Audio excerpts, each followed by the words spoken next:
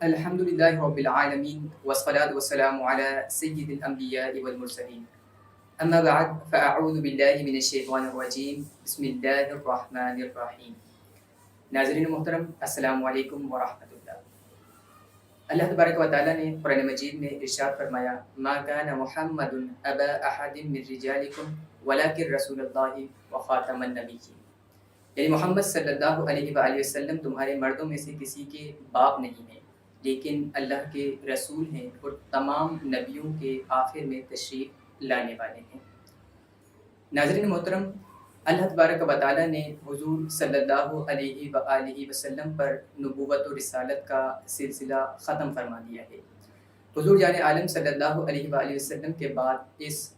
خاکدان گیتی پر کوئی اور نبی یا رسول نہیں آئے گا. آج کے اس پروگرام کا موضوع بھی ختم نبوت ہے، اور آج کے اس پروگرام میں ہمارے ساتھ الحق اسکالرز اکیڈمی کے ڈائریکٹر جناب حضرت علامہ مفتی محمد شہباز احمد مدنی صاحب موجود ہیں. ہم حضرت کو اس پروگرام میں خوش آمدید کہتے ہیں. السلام علیکم مفتی صاحب. وعلیکم السلام. کیسے ہیں آپ؟ الحمدللہ رب العالمین علی کل حال. آج کے اس پروگرام کے حوالے سے ہم مفتی صاحب سے سوالات کا آغاز کرتے ہیں. سب سے پہلے مفتی صاحب آپ سے سوال یہ ہے کہ ختم نبوت کی اہمیت و ضرورت کو کس طرح سے اجاگر کیا جائے؟ اعوذ باللہ من الشیطان الرجیم. بسم اللہ الرحمن الرحیم. آپ کے تشریف آوری کا شکریہ، وقت نکالا اور آپ دینی خدمات کے لیے ہمیشہ تشریف لاتے ہیں. اللہ تعالیٰ آپ کی مساعی جمیلہ کو اپنی بارگاہ میں قبول فرمائے. ثانیاً، آج عقیدہ ختم نبوت کی اہمیت کو اگر سمجھنا ہو تو اتنی بات سمجھ لینا کافی ہے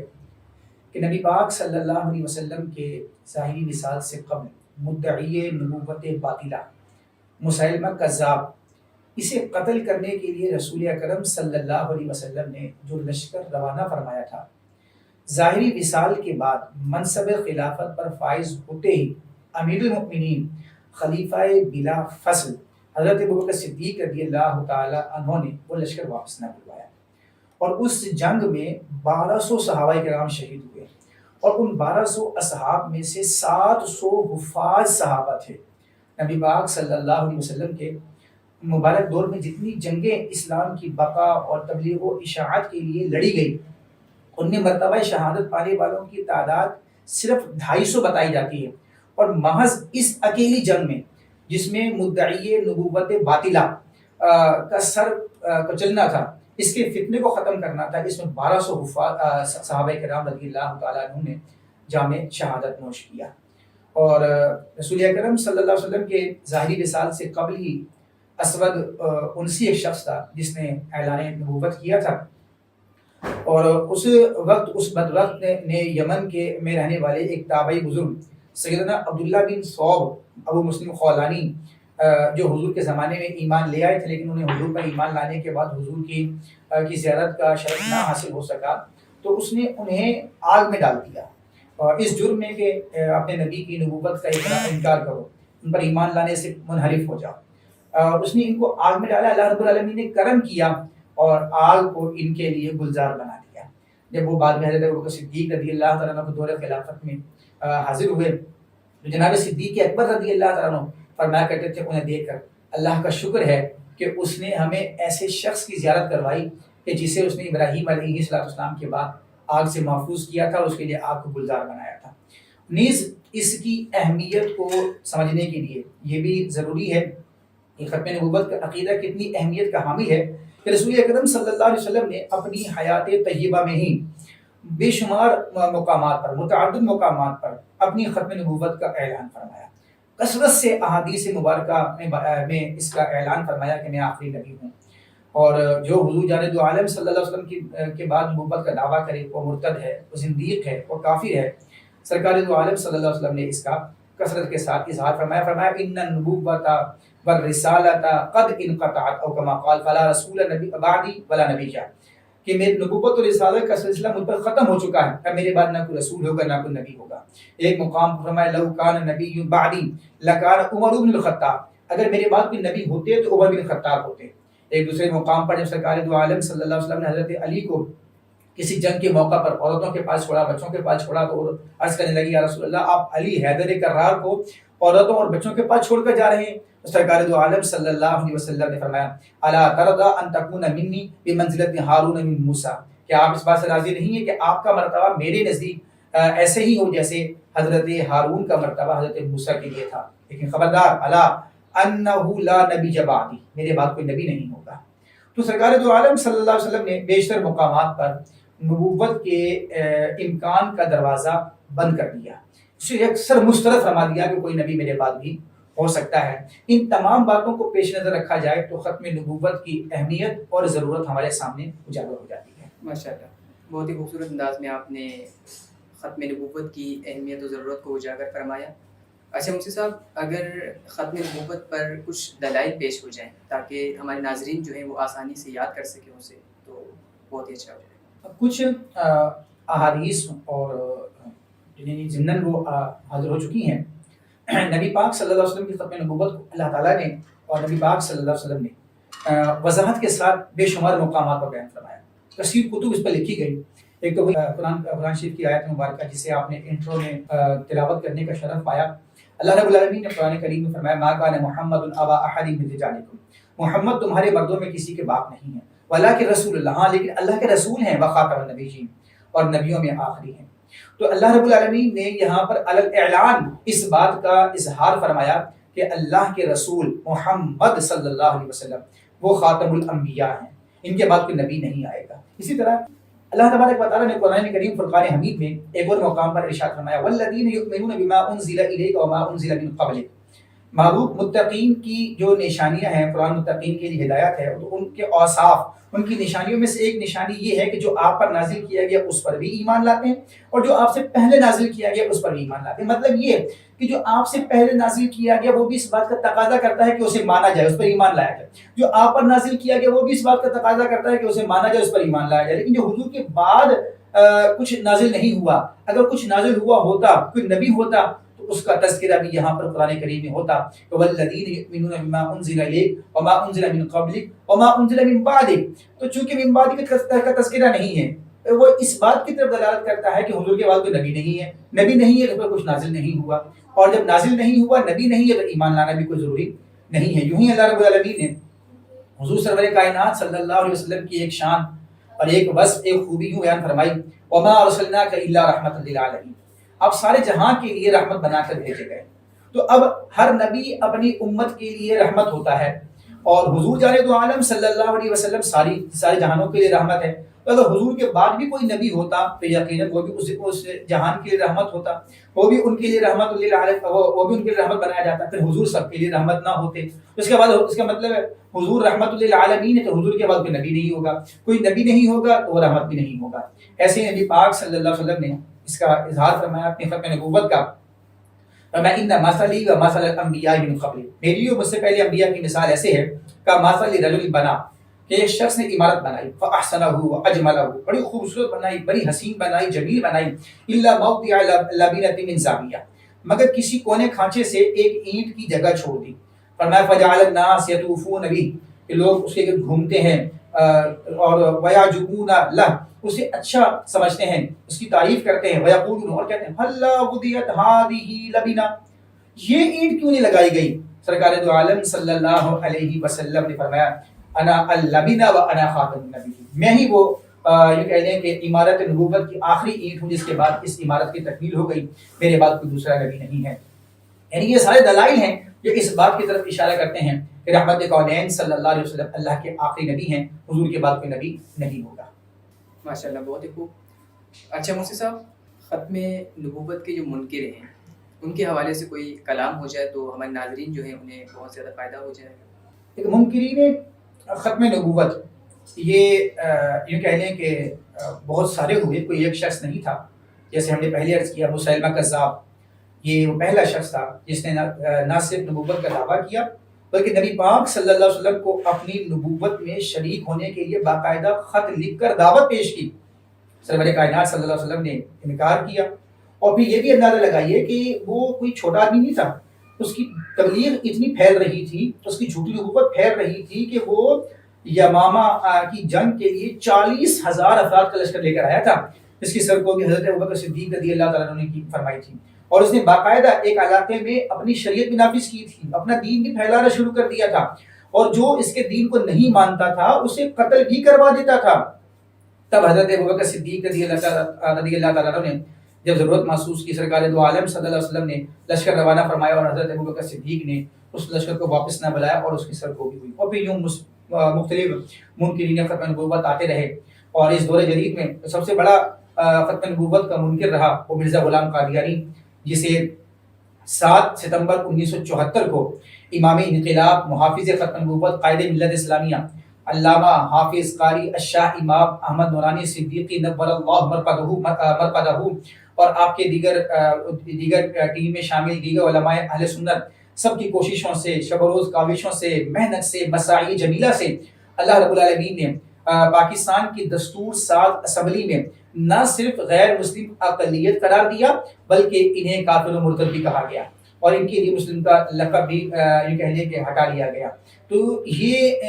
غیر مسلمی، یہ جو منکرین ختم نبوت ہیں، یہ ہر دور میں آتے رہے، ہر دور میں سر اٹھاتے رہے، کوئی زیادہ طاقت کے ساتھ، کوئی تھوڑی طاقت کے ساتھ، لیکن ہر دور میں ہوتے رہے، اور اللہ تعالیٰ نے ان کی سرکوبی کے لیے ایسے مجاہدین ہمیشہ ہر دور میں پیدا فرمائے جنہوں نے ان کا سر کچل کر رکھ دیا۔ اچھا مفتی صاحب، منکرین ختم نبوت کے دلائل پر اگر رد ہو جائے ان کا تو پھر پروگرام میں باہر آ جائے گی، اس حوالے سے آپ کیا کرنا ہے؟ ہاں، دلائل یہ ایک یوں کہہ لیں کہ آج کے دور کی ضرورت ہے کہ پتہ ہی نہیں ہوگا کہ ان کو استدلال کس سے کرتے ہیں، اور ہم رد پیش نہیں کریں گے تو ہماری بھلی بھالی عوام ان کے دلائل کو سن کر ویسے ہی یوں کہہ لیں کہ ان کے چکروں میں آ جاتی ہے۔ تو بہت سے دلائل انہوں نے دیے، ان میں سے ایک دلیل یہ ہے کہ وہ کہتے ہیں نبی پاک صلی اللہ علیہ وسلم کی امت میں آخری زمانے میں حضرت عیسیٰ علیہ السلام کا نزول ہوگا، اور حضرت عیسیٰ علیہ السلام کے نزول کا جو عقیدہ ہے وہ مسلمانوں کو مسلم عقیدہ ہے، اجماعی عقیدہ ہے، اور جب حضرت عیسیٰ علیہ السلام آئیں گے، ظاہر بات ہے وہ نبی ہیں، وہ آئیں گے تو اب نبی تو آ گئے، اور آپ کہتے ہیں کہ ان کے بعد کوئی نبی نہیں آئے گا، حضور صلی اللہ علیہ وسلم آخری نبی ہیں، تو اگر حضور صلی اللہ علیہ وسلم آخری نبی ہیں تو حضرت عیسیٰ علیہ السلام کے نزول کو کیا کہیں گے؟ تو یہ ایک من گھڑت سی دلیل ہے، عقلی استدلال جسے وہ لوگوں کے سامنے پیش کر کے اپنے مرزا غلام قادیانی کو نبی ثابت کرنے کی کوشش کرتے ہیں۔ تو یہاں ہم عرض کرتے ہیں کہ اس کا یہ بنیادی طور پہ یاد رکھیے گا کہ حضرت عیسیٰ علیہ السلام جو سرکار دو عالم صلی اللہ علیہ وسلم کی یہ کہہ لیں کہ امت میں تشریف لائیں گے، تو آپ کی تشریف آوری سے کسی نبی کی انبیاء کی تعداد میں اضافہ نہیں ہوگا، انبیاء کی تعداد نہیں بڑھے گی، وہ وہی تعداد رہے گی، اور نبی پاک صلی اللہ علیہ وسلم کا جو خاتم النبیین ہونے کا واسطہ، اس کا مطلب یہ نہیں ہے کہ دیگر انبیاء کی نبوت بھی سلب کر لی گئی یا نعوذ باللہ من ذالک ختم کر لی گئی، ایسا کچھ بھی نہیں ہے، بلکہ وہ نبی ہیں، موجود ہیں، ان کی شریعت منسوخ ہوئی، اور ورنہ وہ ہر دور کا نبی رہا۔ حضرت عیسیٰ علیہ السلام چونکہ پہلے سے منصب نبوت اور فائز ہیں، وہ تشریف لائیں گے تو نبی پاک صلی اللہ علیہ وسلم کی شریعت کے معاون بن کر آئیں گے، حضور جان دو عالم صلی اللہ علیہ وسلم کی شریعت کے تابع ہو کر آئیں گے، تو ان کا آنا ختم نبوت کے منافی کے عقیدے کی منافی نہیں ہوگا، یہ سمجھ لینا بہت ضروری ہے۔ ایسے ہی وہ لوگ قرآن شریف کی آیت مبارکہ خاتم النبیین میں کہتے ہیں کہ خاتم کا مطلب زینت اور انگوٹھی ہوتا ہے، تو ہم وہی کہتے ہیں کہ جب انگوٹھی اور زینت ہوتا ہے تو اس کا مطلب یہ ہوا کہ یہ آخری نبی نہ ہوا، زینت اور انگوٹھی ہوا، جب آخری نبی نہیں ہے تو ہم کہتے ہیں کہ مرزا غلام قادیانی بھی کیا ہے؟ نبی ہے۔ تو یہ بات یاد رکھیے گا کہ خاتم کا حقیقی مطلب مہر ہے، خاتم کا حقیقی مطلب آخری ہے، اور مجازی مطلب یہ زینت اور انگوٹھی ہے، اور بنیادی اصول یہ ہے لغت کا، بدیع کا، بیان کا، فصاحت و بلاغت کا، اور اصول فقہ کا،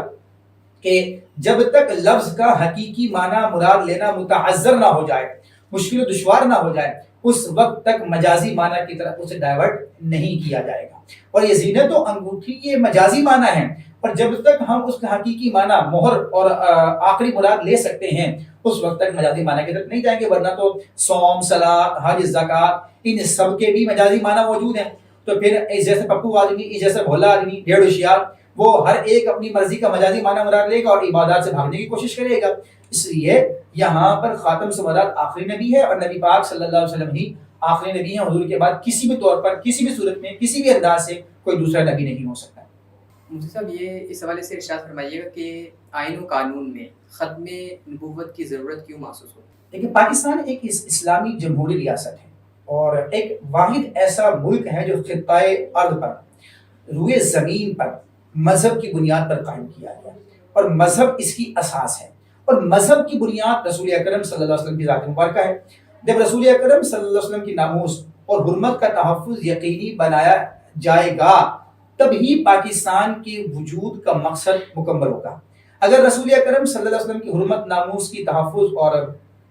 اس کے حرمت کے پاس کو یقینی نہ بنایا جائے، ظاہر سی بات ہے اس ملک کی جو اساس ہے اسلامی جمہوریہ پاکستان، اسلام، وہ کمزور پڑ جائے گا۔ وہ کمزور پڑ جائے گا تو پاکستان بننے کا جو حقیقی مقصد ہے وہ پورا نہیں ہو سکے گا۔ اور نبی پاک صلی اللہ علیہ وسلم کی حرمت و ناموس اور حرمت کے تحفظ اس بات پر موقوف ہے کہ حضور صلی اللہ علیہ وسلم کو، یعنی اس بات پر بھی موقوف ہے کہ حضور سرور کائنات صلی اللہ علیہ وسلم کو آخری نبی تسلیم کیا جائے۔ حضور کے بعد حضور کی نبوت میں کسی کو شریک نہ مانا جائے کسی بھی طور پر، اور نہ کسی کو حقیقت جو الگ سے یہ کہہ لیں کہ مستقل طور پر کوئی نبی تسلیم کیا جائے۔ اگر کسی کو نبوت میں شریک مان لیا یا مستقل طور پر نبی مان لیا تو حضور کی نبوت کو نہ ماننا لازم آئے گا، حضور کی نبوت پر حرف آئے گا، حضور کی ختم نبوت پر حرف آئے گا تو پاکستان کا جو اسلامی جمہوریہ ہونا ہے وہ اسلام میں فالٹ آ جائے گا، اسلام میں فالٹ آ جائے گا تو پاکستان کے جو بننے کا حقیقی مقصد ہے وہ پورا نہیں ہوگا۔ اس لیے اس کی ضرورت ہے کہ اسے پاکستان کے آئین میں، پاکستان کے قانون میں شامل کیا جائے، اور جو اس طرح کے فتنے سر اٹھاتے ہیں ان فتنوں کا سدباب کیا جائے، اور ان کو اس طرح کے یہ کہہ لیں کہ نظام میں دخل اندازی کی بالکل بھی اجازت نہ دی جائے۔ اس حوالے سے رہنمائی فرمائیے گا کہ ایک مسلمان کے لیے عقیدہ ختم نبوت کو جاننا اور پھر اسے جان کر سمجھ کر اسے اپنا نظریہ بنانا کتنا ضروری ہے؟ فرض ہے کہ ظاہر سی بات ہے کہ عقیدہ ختم نبوت ایمان کی اساس ہے، جب تک اسے نہ سمجھا جائے، اسے اپنا نظریہ نہ بنایا جائے، اپنا عقیدہ نہ بنایا جائے تو ایمان کے تقاضے پورے نہیں ہوتے۔ ایمان کے تقاضے پورے نہیں تو بندہ مومن نہیں ہو سکتا۔ اور پھر دوسری بات، حضور جان دو عالم صلی اللہ علیہ وسلم کی محبت اور آپ کی توجہ خاص اس بات کا تقاضا کرتی ہے کہ حضور کی نبوت میں کسی کو شریک نہ مانا جائے، حضور کے بعد کسی کو نبی نہ بنایا جائے۔ جب یہ تقاضا کرتی ہے کہ کسی اور کو نبی نہ بنایا جائے تو اس کا مطلب یہ ہوا کہ ہم حضور کو آخری نبی مانتے ہیں، اور آخری نبی ماننا ضروری ہے۔ اسی طرح جتنے باطل نظریات کے حامی ہیں ان سے قلبی محبت نہ ہو، ان کے ساتھ قلبی محبت کے ساتھ میلان نہ ہو، ان سے میل جول نہ ہو، یہ بھی ایمان کا تقاضا ہے، ایک مومن کی شان ہے، ایک مومن کی پہچان ہے کہ وہ اس پر بھی اچھے طریقے سے کاربند ہو۔ اور جب تک وہ یہ نہیں کرے گا اس وقت تک ظاہر سی بات ہے کہ وہ کامل مومن نہیں ہو سکتا۔ مومن نہیں ہو سکتا تو اس کے ایمان کسی طور پر قابل قبول نہیں ہے۔ آج کل کچھ ایسے لوگ ہیں جو اپنے منصب یا اپنے عہدے یا اپنی کرسی کی وجہ سے ان قادیانیوں کو یا دیگر اس طرح کے باطل مذہب والوں کو مسلمان کہنے کی کوشش کرتے ہیں، مسلمان ثابت کرنے کی کوشش کرتے ہیں، اور انہیں نہیں پتہ کہ یہ اصل میں ایمان کا مسئلہ ہے، اور حضور جان دو عالم صلی اللہ علیہ وسلم کی نبوت میں کسی طور پر بھی کسی کو شریک قرار نہیں دیا جا سکتا۔ تو ایک مومن کو اس عقیدے کو سمجھنا، اسے اپنا عقیدہ بنانا اور اس کے سارے تقاضوں کو پورا کرنا یہ فرض ہے، اور جب تک یہ پورا نہیں ہوگا اس وقت تک ایمان مکمل نہیں ہے۔ اچھا، اس پروگرام کے آخر میں مفتی صاحب ناظرین کو اگر کوئی خصوصی پیغام ختم نبوت کے حوالے سے آپ دینا چاہیں تو پروگرام میں باہر آ جائے گی۔ جی ہاں، گزارش بس یہ ہے کہ ختم نبوت کے عقیدے کو سمجھیں، اور سمجھنے کے بعد اس کو دلائل سے پختہ کریں۔ پھر ساتھ ہی ساتھ جن لوگوں نے ختم نبوت کے لیے قربانیاں دی اور جو منکرین ختم نبوت کا حال امت نے کیا، وہ سب زیر مطالعہ لے کر آئے۔ سرور کائنات صلی اللہ علیہ وسلم نے جن جن منکرین ختم نبوت کو قتل کروایا، جن جن مدعیان نبوت باطلہ کو سرکار دو عالم صلی اللہ علیہ وسلم نے واصل جہنم کروایا، ان سب کا مطالعہ کیا جائے، صحابہ کی زندگی کا مطالعہ کیا جائے، تاکہ ہمیں پتہ لگے کہ ان کا سر کچلنا کتنا ضروری ہے۔ ہم چونکہ پڑھتے نہیں ہیں، سیکھتے نہیں ہیں، اہمیت کا نہیں پتہ ہوتا، نتیجہ کیا نکلتا ہے کہ ہم صرف اسے ایک مولویت کا مسئلہ بنا کر، ہم صرف اسے مسجد کا مدرسے کا مسئلہ بنا کر بالائے طاق ڈال دیتے ہیں۔ یہ فرنگیوں کی، انگریزوں کی یا گوروں کی چال ہے کہ اسے مسجد و مدرسہ اور منبر تک محدود کر دیا جائے۔ یہ مسجد، مدرسہ، منبر تک محدود نہیں ہے، یہ سیاست، صحافت اور طب اور تجار سب کا مسئلہ ہے۔ جب تک کوئی شخص اپنے آپ کو مومن کہتا ہے، ایماندار کہتا ہے، اس وقت تک اس کے اوپر فرض ہے کہ حضور سرور کائنات صلی اللہ علیہ وسلم کو آخری نبی مانے۔ اگر وہ مانتا ہے اور حضور کی نبوت میں کسی کو شریک نہیں مانتا، کسی طور پر بھی حضور کے بعد کسی کی نبوت کو تسلیم نہیں کرتا تو وہ مومن کامل ہے۔ لیکن اگر کسی بھی طور پر نبوت میں شریک مانتا ہے یا اس کو مرتد و کافر، ایسا کرنے والے کو مرتد و کافر نہیں سمجھتا، زندیق نہیں سمجھتا، غیر مسلم نہیں سمجھتا، یا حضور کے بعد کسی اور کو نبی مانتا ہے، تو پھر وہ مومن نہیں ہے، وہ اپنے ایمان کے خیر منائے، وہ چاہے جتنا مرضی خود کو مومن کہتا رہے کہ اپنے بھلے کافر کہنے سے چڑے، بھلے وہ کتنے مرضی دعوے دے، اگر کتنا مرضی اونچی آواز سے بولے، وہ مومن نہیں ہے، اسے اپنی شامت بنانی کا انتظار کرنا چاہیے، میدان معاشر میں اسے گرفت ہوگی، قبر میں حال وہ بہت برا ہوگا۔ لہٰذا عوام سے گزارش ہے، آپ سب سے گزارش ہے جو میری بات کو سن رہے ہیں،